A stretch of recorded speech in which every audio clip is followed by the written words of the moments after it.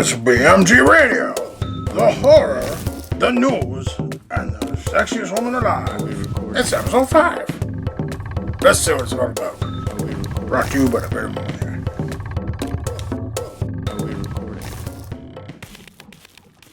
Hi, I'm the Better Movie Guy, and this week on BMG Radio, we're looking at some news, we're looking at some feeding my addiction, we're looking at the sexiest woman alive. Yeah, you heard me right. I'll show you pictures and everything. So, right off the top, let's get to the news. First off, I want to talk about some news came out from Quentin Tarantino about The Hateful Eight. Now, if you're excited about The Hateful Eight as I'm excited about The Hateful Eight is the 8th film of Quentin Tarantino. Why is it called The Hateful Eight and his 8th film? Is that a coincidence? Probably, but who knows? It's Quentin Tarantino. So, he is actually releasing 2 versions of this film. Now, they're not going to be massively different versions, but there are going to be some differences. Little ones, probably that shots that are stretched a bit longer and just some pacing. And here's the difference. If you're seeing this on a regular movie screen, you're going to get the regular viewing. But he shot this film in 70mm Ultra Panavision. Ultra Panavision. There we go. Ultra Panavision film. He shot this on film. Quentin Tarantino, just like Christopher Nolan, they both respect each other in the fact that they both shoot on film. Now, what does that mean? Most normal films back in the day shot on 35mm. So he shot on 70mm, so it's double the size. Now, IMAX cameras are even bigger than that. But this wasn't an IMAX camera. These are 70mm film projectors he was using. And there's ways you're going to be able to watch this movie. Now, if you go to your regular movie screen, you're going to watch the regular digital version of the film. Which is fine, which is cool, and I'll probably end up seeing it like that. But if you go to certain theaters that are set up for 70mm Ultra Panasonic, I keep on saying Panasonic, I apologize, Panavision, Ultra Panavision, you're going to get a bigger, nicer, crisper, clearer, better picture, and some of the shots are going to be a little bit different. So the composition is going to be a little bit different. He said he's going to hold on shots a bit longer. Plus, there will be an intro with music, and so it's an interlude and intermission, which is something, if you know old movies like Lawrence of Arabia and Ben-Hur, they had the beginning of the movie just played music for like 3 to 4 minutes. And then there was an intermission, which people could get up literally from their seats and go to the bathroom. And they just played music over it. He's doing this for The Hateful Eight, but only in the 70mm version. So, if you get to go to a 70mm like film version where you're going to get that extra stuff, the film's going to be just over 3 hours long, but that's including those breaks and the music.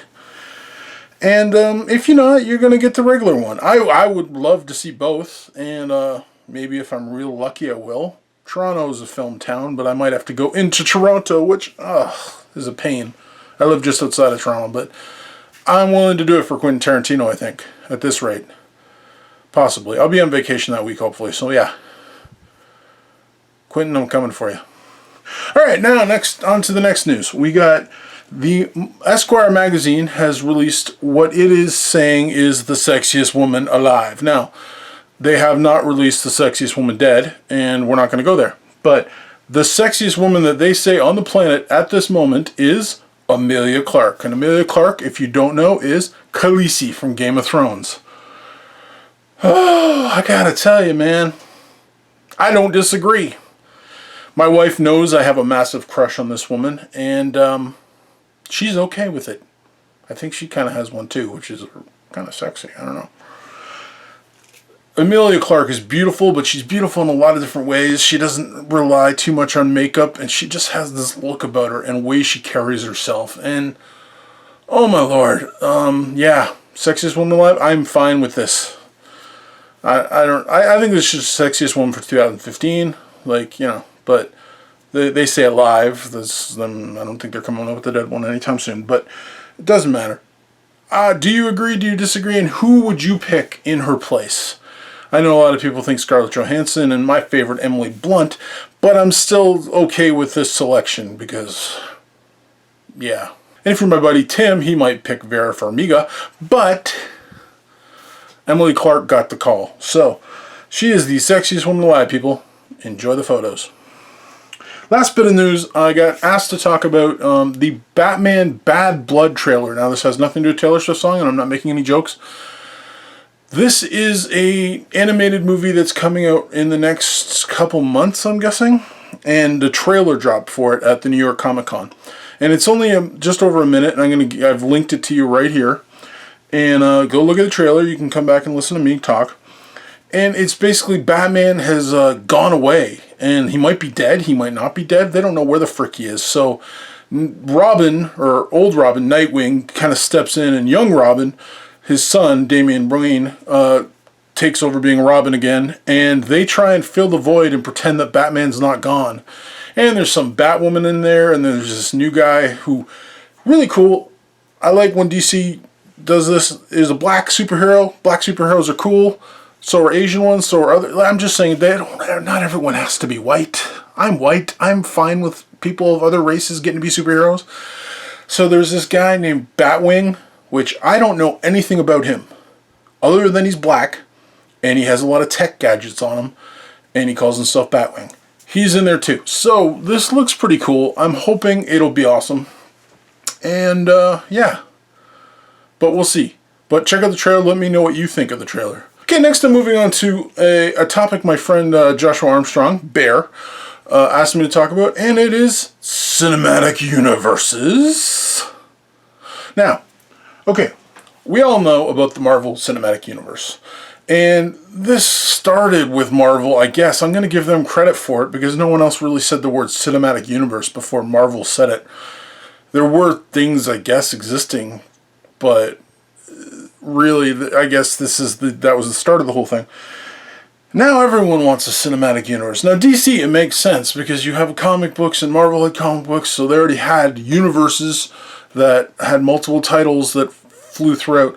But now we look like we got what they're calling the Star Wars Cinematic Universe, which again makes sense to some degree, but they're doing the movies that are offshoots of the main movies, so they're going to be part of the cinematic universe.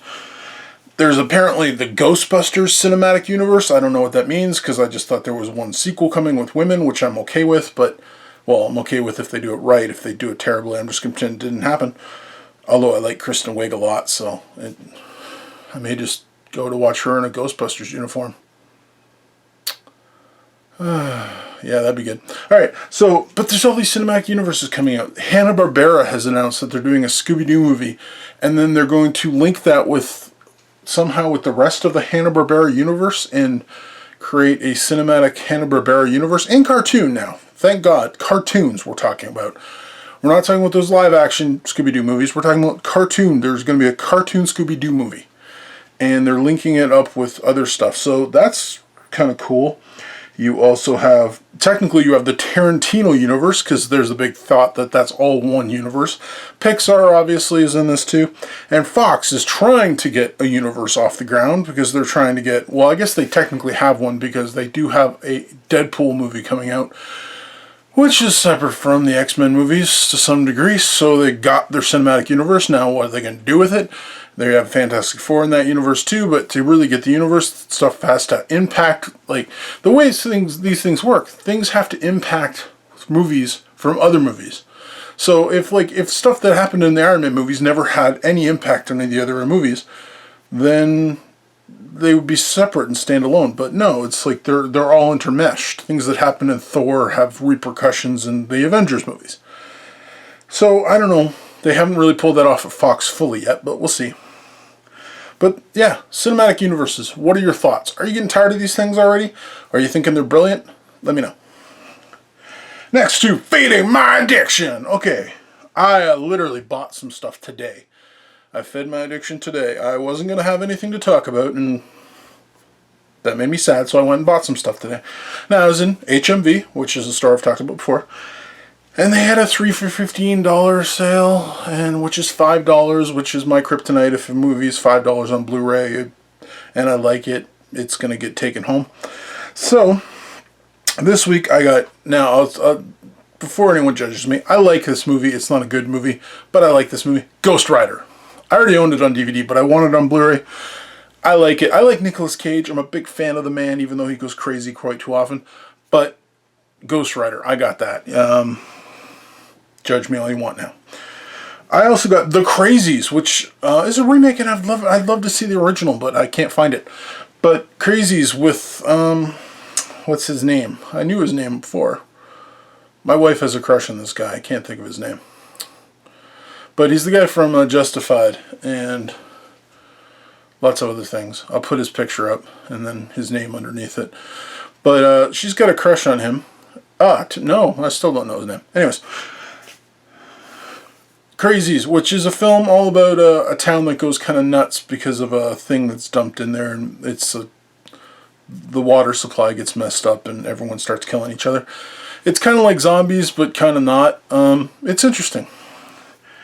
And last I got Working Girl, which is a movie from the 80s, I think? Late 80s, maybe early 90s, but I'm thinking late 80s. With Harrison Ford and... oh, my mind is just gone. Melanie Griffith. There we go. And I actually have a digital copy of that. They gave me a digital copy, and I'm not going to use it. So if you would like the digital copy for that, and I also have Jurassic Park still hanging around if you would like those, all you got to do is subscribe and then tell me, I want that digital copy, and then I'll give you the digital copy. So I was feeding my addiction for this week. I got 3 movies for $15 on Blu-ray. It's always a good deal. Next, I'm moving on to 60 Seconds of Awesome. It's Bird Movie Guy, 60 Seconds of Awesome. This is where Bird Movie Guy looks at someone for 6 seconds and tells you how awesome they are.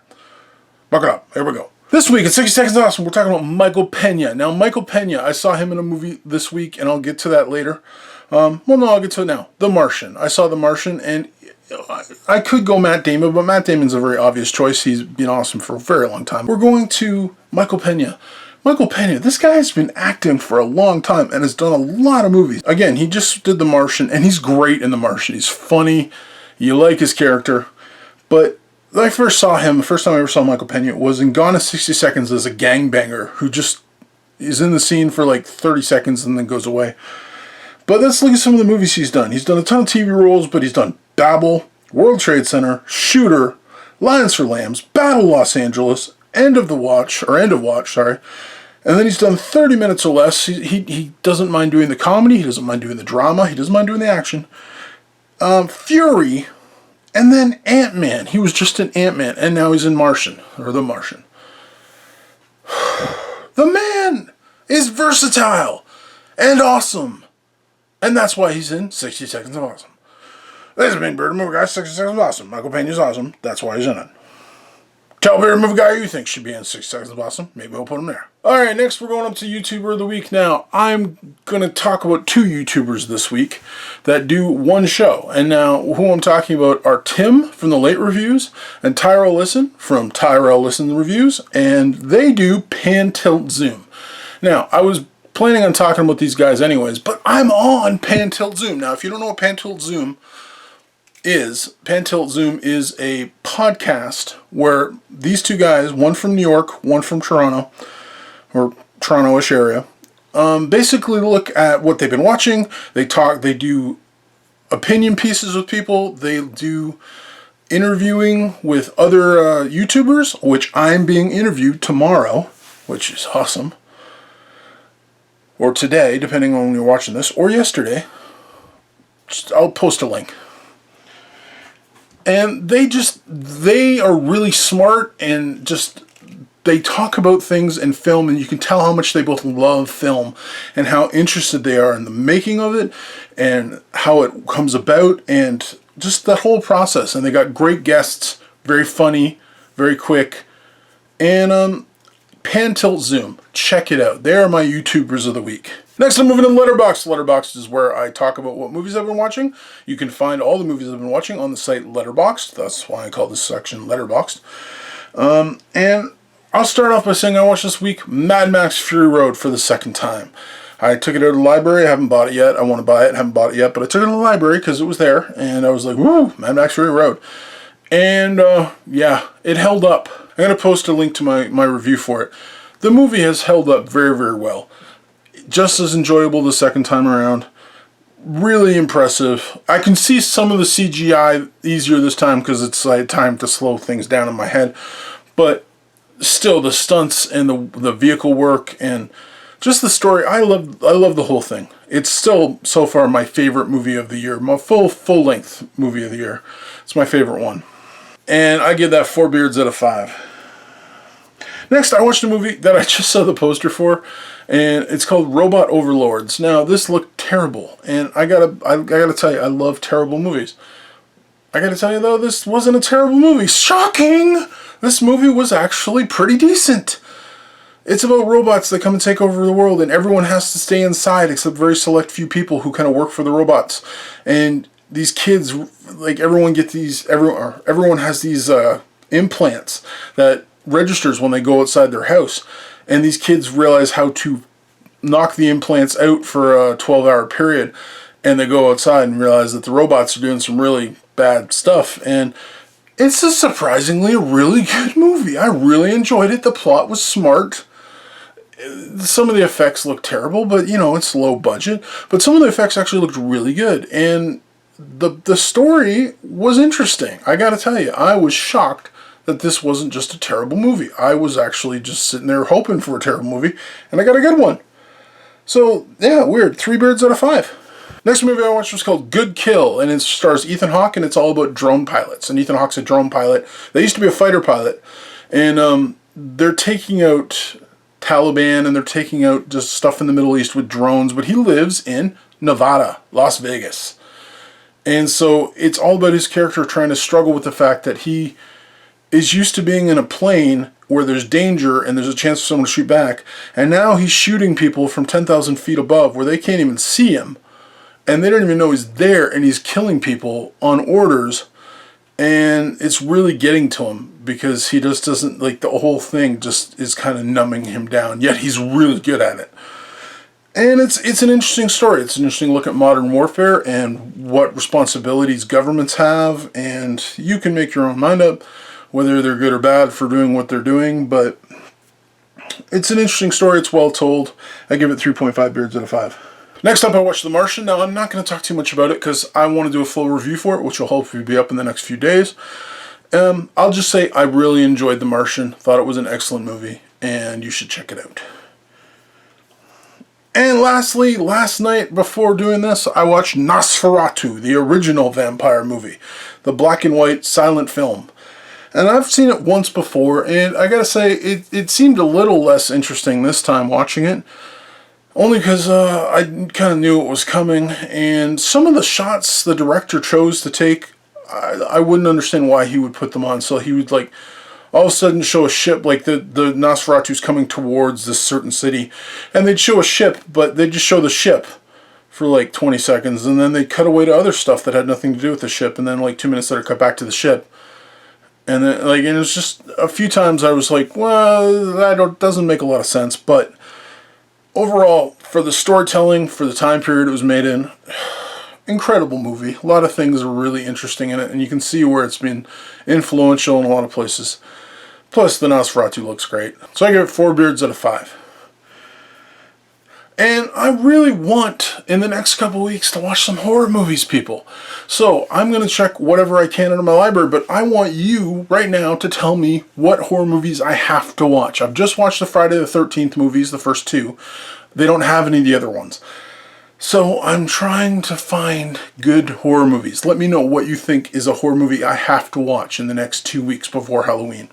I would really appreciate the help. Lastly, we're going to move to my Q&A. I got a bunch of questions this week, and it was really great. First, we're going to go from my friend Mark Bardo, who asked me if have I ever liked a chick flick?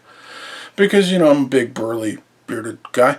And, you know what? Yes, I do. I really have a soft spot for Nicholas Sparks movies. I don't even know why. A good chick flick can be a good movie. I don't mind. Like, The Notebook is a very good movie. Walk to Remember is a very good movie. But, yeah, Nicholas Sparks movies, not all of them. Some of them are terrible. And I haven't seen any of the new ones recently, but some of his movies have gotten to me in the past. I have watched some chick flicks and enjoyed them. I have watched some chick flicks and really hated them. There are many, many, many that are just terrible. Especially when they try to throw romantic comedy in there, too. That's usually just, it's like throwing gasoline on a fire. But, yeah, I have. So, answer your question. Yep. Next up, I got a question from Theo, and from Theo's Movie Reviews. If you haven't checked Theo out, check him out. I will post a link to his site. He's a Canadian reviewer, and he puts out a lot of reviews, and he's a very funny, passionate guy. So he says, what do I think of the Angry Birds trailer? I actually liked it. I didn't think I was going to like it. The whole thought of an Angry Birds movie kind of seems stupid. But it looked funny. And it doesn't look like it's blowing away anything or starting any new trends, or, the animation's going to be amazing. But it looked solid for a movie. Much more solid than I was thinking it was going to when they said Angry Birds movie. So, yeah, I'm hopeful that I'll at least be able to see it and watch it and enjoy it. So, yeah. Thanks, Theo. Next up, Tim from the Late Reviews. This is Tim from Pantil Zoom from earlier in my YouTuber of the Week. He asks, what's your favorite movie poster of all time? I like the movie posters that are drawn, hand-drawn. Probably Big Trouble, Little China. Think like that, like the Indiana Jones. Star Wars, the original ones. With especially Empire Strikes Back. It's the Empire Strikes Back poster is just epic. And yeah, I love the old hand-drawn ones. There's a documentary about it by called Drew, about the man who does it. Now, I haven't seen it yet because it's not on my Netflix, but I want to, and I'm going to watch it when I can. But I really enjoy the hand-drawn, epic-looking movie posters. Most movie posters suck nowadays. So. And last, we got CP, who was my YouTuber of the Week last week. CP, you're awesome. From Will I Like It Reviews. And he asked me, what's the worst holiday season for movies, for themed movies? Now, the obvious answer is Christmas. Because Christmas has some great movies. And there are some movies that, to me, I'm like, it's not Christmas if I haven't watched certain movies. Die Hard is one of them, believe it or not. I also like watching, my wife likes watching Scrooged. I can't say it. Scrooge. There you go. I like Scrooged. Bill Murray. She likes Scrooge or A Christmas Carol. I should call it A Christmas Carol. It's A Christmas Carol. With Alistair Sim. She likes that one in black and white. Miracle on 34th Street in black and white, to me, is one that I like, But there's a lot of bad Christmas movies. And yeah, there's tons, and I'm not going to go through them all, but there's just so many bad ones. And other than that, they don't do a lot of Halloween movies other than Halloween, which, Halloween, the first one's great. I don't know about the other ones. And I guess St. Patrick's Day kind of gets screwed because all they get is a Leprechaun movie. I don't know. Valentine's Day has bloody ones. But yeah, I don't know. So I would say Christmas, which is the obvious answer, but I'm still saying it because it's the way it is. Well, that has been Bearded Movie Guy Radio, episode 5. Thank you so much for listening. Thank you so much for making it through that. And I really appreciate everyone who's listened, everyone who's given me some input and given me questions. And just thank you so much. I'm really enjoying this. I have started doing the Instagram thing, mainly because I was trying to check out what my daughter was doing on Instagram. But I do have a channel now for Instagram, or whatever it is for Instagram. And I'm on Instagram. That's it. We'll say that. And it's just BMG Radio. And check me out on that, I guess. I do the Twitter, and obviously I have my regular site, Bearded Movie Guy, which I'm still trying to get reviews out on. Hopefully look for The Martian this week. And I just want to say thanks. Thanks for listening. Let me know what you would like to see on Bearded Movie Guy Radio. I'd love to hear your input. I love comments. They make my day. And until next time, stay bearded. And as always, YouTube Saturday.